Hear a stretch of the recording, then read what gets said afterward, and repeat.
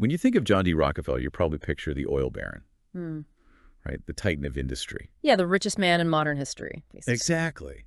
But here's something maybe you didn't know. His first job, way back in 1855, assistant bookkeeper. Hmm. Doesn't exactly scream future tycoon. Right. It seems almost ordinary.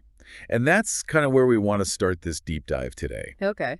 We're looking beyond just the money, focusing on something maybe more fundamental, let's call it keen observation. Keen observation. So not just listening with your ears. No, much broader. Yeah. It's about really paying attention, understanding systems, being strategically responsive to what's going on around you. Got it. Like a deep attentiveness. Precisely. And our mission today is to track how this attentiveness, this observation, really shaped his career through, well, about 7 different stages. And pull out some lessons for listeners, too, I imagine. Absolutely. What can you take away from how he operated? So yeah, 7 stages we'll look at. It's really interesting how those early experiences, the seemingly small things, can build such a huge foundation. Focusing on this keen observation idea lets us get past the usual ambition narrative and, dig into the skills he was actually using. Yeah, the subtle stuff. Okay, so let's dive in. Stage 1, the attentive apprentice and partner back in the mid-1850s. Right. So first sign of this observation, when he was that assistant bookkeeper, sources say he was fascinated by all the methods and systems of the office. Not just doing the sums. No, not at all. He wanted to understand how the business actually worked, the mechanics of it. Okay, so the benefit there is pretty clear. He got this really deep early understanding of how businesses operate. Exactly. And the lesson for you, listener, Yeah. isn't just, manage the details. It's master the operational details. Understand how everything connects. And then there's his skill with transportation costs. This is interesting. He was actively talking to barge owners, ship captains, freight agents. He wasn't just looking at the numbers they gave him. He was learning the ground reality of moving goods, which, well, wasn't really typical for a bookkeeper. No, definitely not. And that gave him, crucial insights into costs. Crucial insights, yeah. And maybe more importantly, where the leverage points were in negotiating those costs. Right. So the lesson there is don't just know your costs, learn the structure behind them, especially the big ones like transport. And the third piece here, which is really telling, is he figured out that transportation rates weren't fixed.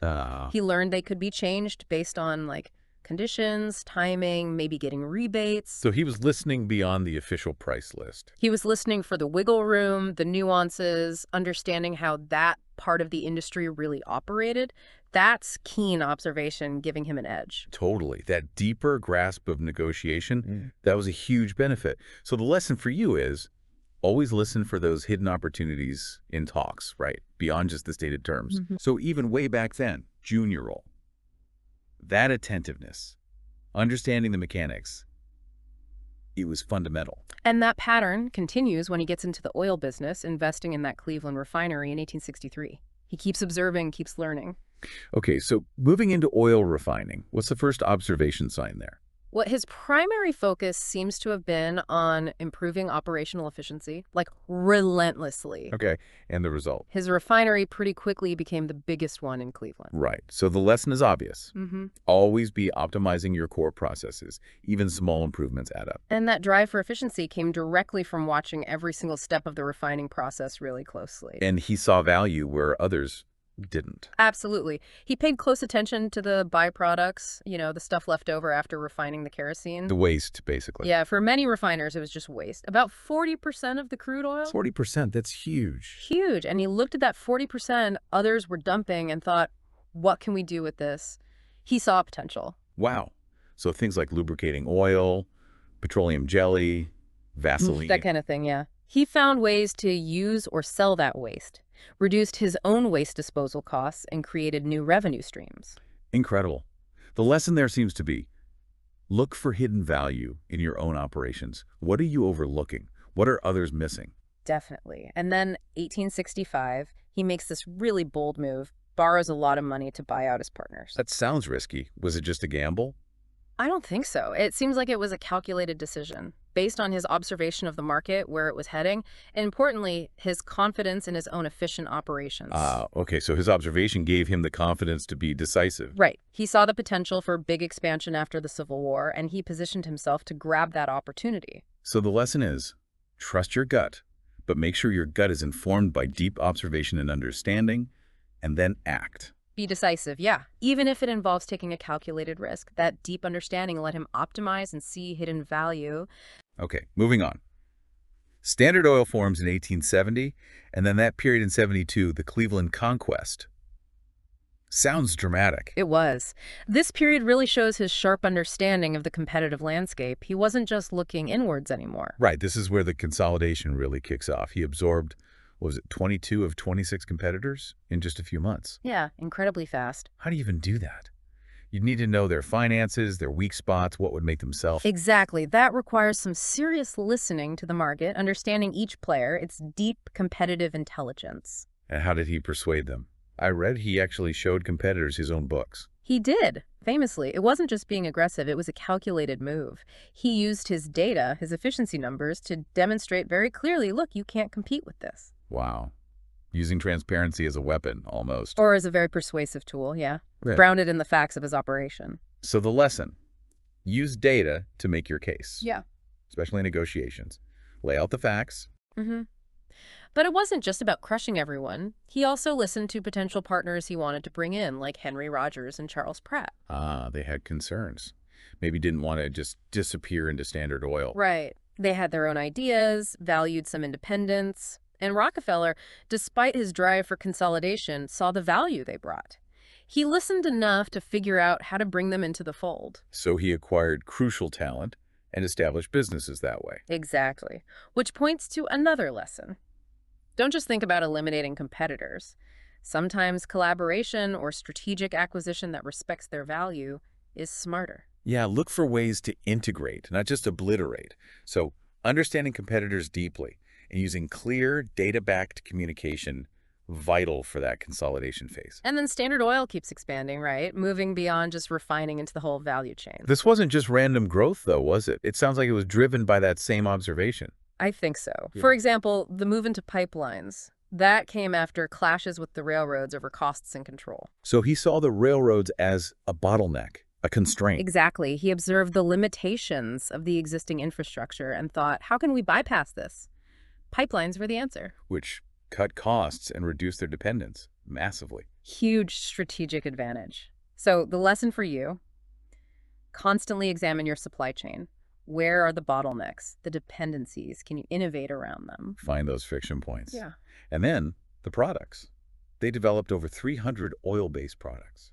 How? Well, it shows he wasn't just thinking about kerosene for lamps. He was observing the potential of the raw material itself and listening to or anticipating broader market needs. Beyond the obvious primary use. Right? Maximizing the value from every drop of oil. The lesson. Don't get stuck on just your main product. Continuously explore new applications, new markets. Where else can your core resource or skill add value? And they even started making their own barrels, hiring their own plumbers. That seems really granular. It does, but it reflects a super detailed understanding of all their operational costs. He observed the inefficiencies or high costs of relying on outside suppliers, even for seemingly small things. And figured they could do it cheaper or better themselves. Precisely. Vertical integration to control costs and quality. The lesson there is to constantly evaluate. Could bringing key functions in-house actually make you more efficient? Okay, so observing the entire value chain from source to end product just kept revealing opportunities for innovation and cost cutting. Yeah, it was a continuous process. But all that dominance, it eventually led to problems. Yeah. Right? Public backlash, legal challenges. Absolutely. And this next phase really highlights how crucial it is to listen to external stakeholders, not just your own operations or market. So how did he handle the growing criticism initially? His first instinct, it seems, was silence. He didn't really engage with the press or the critics. Which probably didn't help. Arguably, no. It kind of demonstrated a failure or maybe a refusal to listen to the public narrative that was building, fueled by people like Ida Tarbell. Right, her investigations were devastating for Standard Oil's image. They were. And that silence likely made things worse. So the lesson is pretty stark. Ignoring public concern, ignoring negative press. It's risky. Very risky long term. Did he ever change tack? Yes, later on he did shift, became more accessible, made more conciliatory comments. It was a sort of delayed listening to the need for public relations. Trying to manage the damage after the fact. Pretty much. An attempt to shape the narrative, though even his memoirs faced criticism for being self-serving. Hmm. So the takeaway is more about proactive communication. Don't wait for the crisis. Exactly. Manage perception from the start. Engage genuinely. And personally, Yeah. did he listen to advisors? Very much so, especially his wife, Laura Spelman Rockefeller. He famously said her judgment was always better than mine. Wow, that's quite an admission. It shows the immense value he placed on her counsel, a clear example of listening to a deeply trusted advisor. The benefit is obvious, getting that crucial perspective. And the lesson for you? Surround yourself with people you trust, whose judgment you respect, and actually listen to them. Definitely. So, yeah, understanding and responding to those external forces, public, press, advisors, it's critical for staying power. Okay, so later in life, he shifts focus massively towards philanthropy. How does this listening or observation play out there? It's a different kind of listening, perhaps. Listening to societal needs and listening to experts on how best to meet them. He started giving more as his wealth grew, right? Based on a belief about responsibility. Yes, he felt wealth should be used for good. That was him listening to his own values, his Baptist upbringing playing a role there too. But it wasn't just random charity, was it? No, far from it. He actively sought out and, crucially, listened to strategic advice, especially from Frederick Taylor Gates and later his son, John D. Jr. On where to focus the money for maximum impact. Exactly. Gates, in particular, helped him move from just giving handouts to funding systematic solutions to root problems. So by listening to that expert advice, his philanthropy became much more strategic and effective. Immensely so. It led to pioneering work in medicine and education. The lesson is clear. If you're involved in giving, get expert advice. Don't just throw money around, make it count. And we see that in the kinds of things he funded, like tackling diseases. Yes, the foundations he created targeted huge public health crises, hookworm in the South, yellow fever. These were direct responses to needs identified by experts he listened to. And his support for African-American education, too, which was important to him and his wife. Deeply held values combined with expert guidance. The results were often transformative, like helping eradicate hookworm in entire regions. Incredible. So the lesson for anyone with resources, identify those big societal problems where you can make a real difference, but do it based on informed expert input. Right. It's about understanding the need and leveraging expertise for impact. And this legacy of listening, does it continue in the family's philanthropy today? It seems to. The idea of adapting and staying relevant requires ongoing listening. Like David Rockefeller, his grandson. He was known for being open to new ideas. Exactly. That open mind to new ideas and novel approaches reflects a commitment to listening to the changing world, ensuring the philanthropy evolves. So that adaptability keeps the work relevant. The lesson: build adaptability into any long-term strategy. Be open. Yeah, don't get locked into old ways just because. And David also listened to his grandchildren. Apparently so. He saw value in their bold ideas, fostered that connection, which speaks to another lesson. Actively listen to younger generations. They often see things you don't. Get those fresh perspectives. And the David Rockefeller Fund today explicitly talks about listening to the field, listening to grantees, often supporting less popular or underfunded issues. So they're trying to stay responsive to current needs identified by people on the ground. Right. Actively seeking that feedback. The lesson being, keep listening to your stakeholders, whoever they are, to stay effective and relevant. So that willingness to listen, to adapt, it ensures the impact continues across generations. It seems crucial for that kind of enduring legacy. Okay, so wrapping this up, this deep dive into Rockefeller, it feels like the key takeaway isn't just about his ambition or even his business smarts alone. No, it really seems intertwined with this continuous process, this keen observation, this constant learning, this strategic responsiveness. It's a really broad, effective kind of listening. Yeah, listening to his environment, the industry, competitors, critics, advisors, societal needs. We saw it right from the start, mastering those office systems through optimizing the refinery, consolidating the industry, building the value chain. Dealing maybe awkwardly at first with public opinion. Right, and then the strategic philanthropy and even the way the legacy tries to adapt today. So for you, listening now, the final thought is maybe this. How are you really listening in whatever you're doing? Are you just hearing the loud stuff? Or are you attuned to the quieter signals, the subtle cues from your market, your team, your environment? What might you be missing by not listening in this wider sense? It's a powerful lens to look through. Definitely. Rockefeller's story is complex, obviously, lots of controversy too, but this angle of keen observation offers some really interesting lessons, I think. Lots to reflect on. When you think of John D. Rockefeller, you probably picture the oil baron, Hmm. right? The titan of industry. Yeah, the richest man in modern history, basically. Exactly. But here's something maybe you didn't know. His first job, way back in 1855, assistant bookkeeper. Doesn't exactly scream future tycoon. Right. It seems almost ordinary.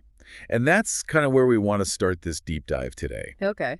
We're looking beyond just the money, focusing on something maybe more fundamental, let's call it keen observation. Keen observation. So not just listening with your ears. No, much broader. Yeah. It's about really paying attention, understanding systems, being strategically responsive to what's going on around you. Got it. Like a deep attentiveness. Precisely.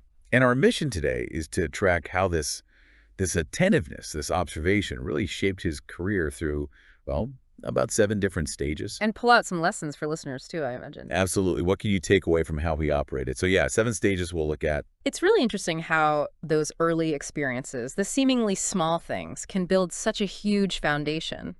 Focusing on this keen observation idea lets us get past the usual ambition narrative and, dig into the skills he was actually using. Yeah, the subtle stuff. Okay, so let's dive in. Stage 1, the attentive apprentice and partner back in the mid-1850s. Right. So first sign of this observation, when he was that assistant bookkeeper, sources say he was fascinated